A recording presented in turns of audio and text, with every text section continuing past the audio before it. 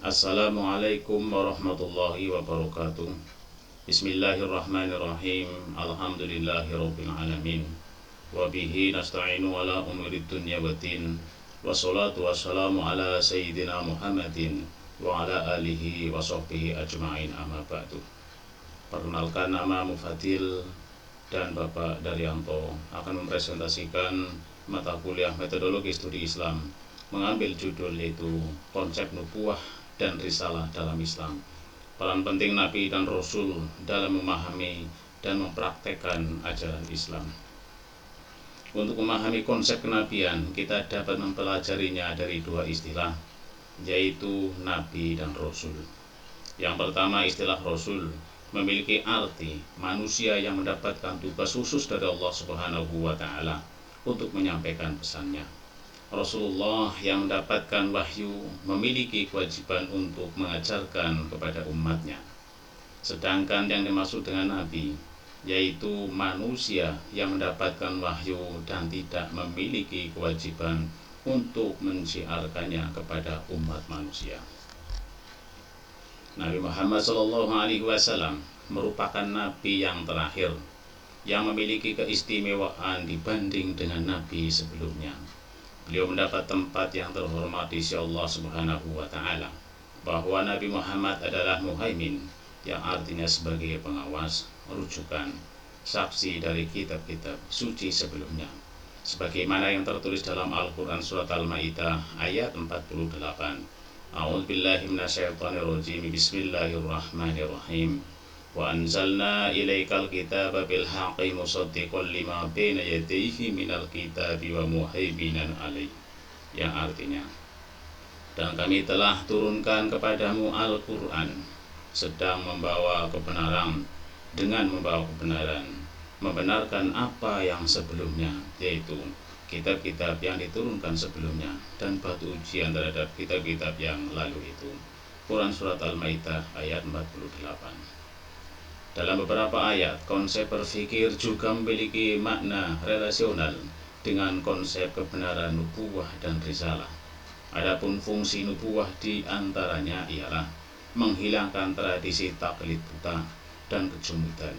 Selain itu, fungsi lainnya ialah untuk menjelaskan makna dari Al-Quran serta menentukan berbagai macam hukum Islam. Untuk itu, manusia diperintahkan untuk berpikir tentang hakikat diutusnya para nabi dan rasul. Korelasi antara konsep berpikir dengan konsep kenabian juga dapat ditemukan melalui Quran surat Al-A'raf ayat 184. A'udzubillahi minasyaitonirrajim. Bismillahirrahmanirrahim. Awalam yatafakkaru ma bisahibihim min jinnah in huwa illa nadhirum mubin, yang artinya, apakah mereka lalai dan tidak memikirkan bahwa teman mereka Muhammad tidak berpenyakit gila? Dia Muhammad itu tidak lain hanyalah seorang pemberi peringatan, lagi pemberi penjelasan. Quran surat Al-A'raf ayat 184. Adapun tujuan diperintahkannya memikirkan tentang konsep kenabian dalam ayat ini ialah supaya manusia memahami akidah para nabi dan rasul secara benar. Akidah tersebut berfungsi sebagai contoh bagi manusia. Untuk mengetahui akidah dan akhlak para nabi dan rasul, tentu kita harus merujuk pada kisah-kisah para nabi terdahulu. Dengan demikian, akan didapatkan berbagai macam pelajaran, baik yang bersifat positif maupun negatif. Kemudian langkah selanjutnya yang harus dilakukan ialah mengambil pelajaran darinya dengan memikirkan berbagai macam latar belakang kejadian-kejadian yang pernah dialami oleh para rasul. Kehadiran figur Nabi Muhammad SAW membawa Islam melalui pewahyuan dari tahun 610 sampai 632 Masehi adalah tepat ruang dan pas waktu.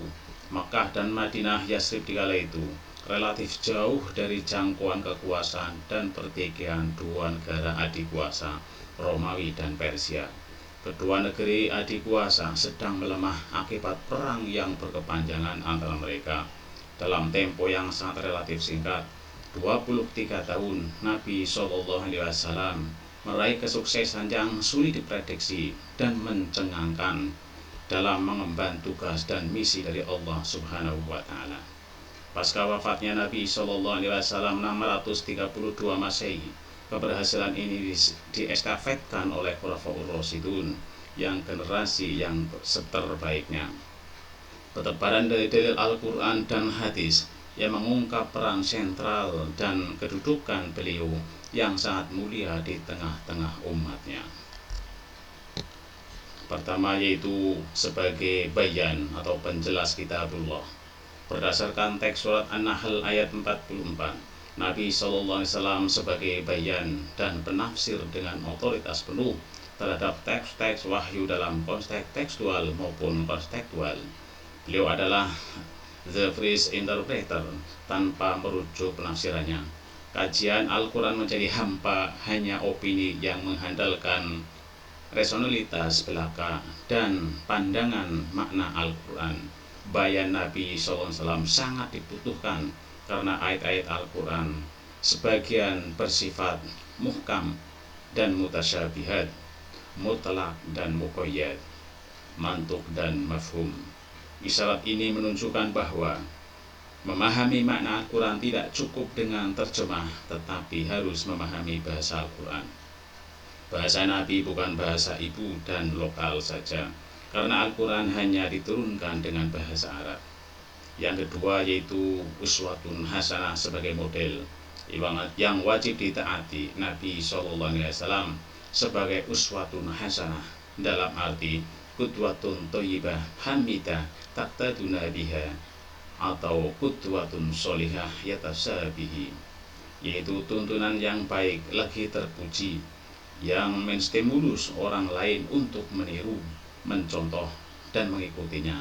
Dalam Al-Quran ada 3 ayat secara tegas menggunakan lafaz ini, yaitu Quran surat Al-Ahzab ayat 21 dan 2 yaitu dalam Quran surat Al-Mumtahanah ayat 4 dan surat 6 yaitu perintah meneladani Nabi SAW pada hari Al-Ahzab, itu perang Ahzab, dan kepribadiannya yang direfleksikan pada kondisi lainnya seperti ucapan, tindakan, kesabaran, ketahanan, mental jihad, kesungguhan, kesabaran dan kelapangannya menunggu kemudahan dari Allah Subhanahu wa Ta'ala. Yang ketiga yaitu legislator. Nabi SAW secara legal memiliki otoritas, pemenang dan kekuasaan untuk menetapkan suatu aturan hukum, baik bersifat qauliyah atau sabda, takrir penetapan, dan fi'liyah atau perbuatan.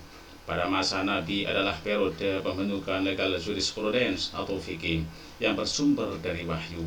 Peran Nabi dalam pembentukan dan pembinaan hukum diakui, teruji dan terbukti mampu mendamaikan yang bertikai seperti kasus peletakan Hajar Aswad di tempatnya semula. Yang keempat yaitu mutta'un yang wajib ditaati. Kewajiban taat kepada Rasulullah SAW bukan hanya dibangun berdasarkan logika, tetapi berdasarkan wahyu. Quran surat An-Nisa ayat 64.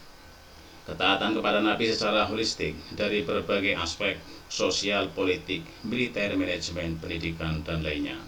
Al-Quran secara eksplisit mengungkap perintah taat kepada Rasulullah dengan beragam cara, dan semuanya itu menunjukkan wajibnya perintah tersebut. Quran surat Ali Imran ayat 32 dan An-Nisa ayat 59. Ketaatan atas perintah Nabi SAW wajib selama sejalan dengan perintah Allah Subhanahu wa Ta'ala.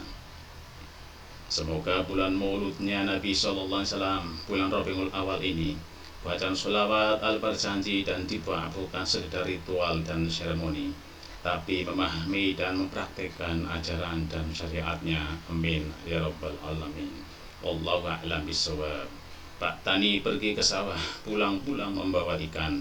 Jika tutur kata saya banyak yang salah, mohon kiranya untuk dimaafkan. Mungkin itu saja yang kami sampaikan, yang saya sampaikan. Mohon maaf atas kesalahan. Saya akhiri. Allahumma fiq ila qawmi thariq. Wassalamualaikum warahmatullahi wabarakatuh.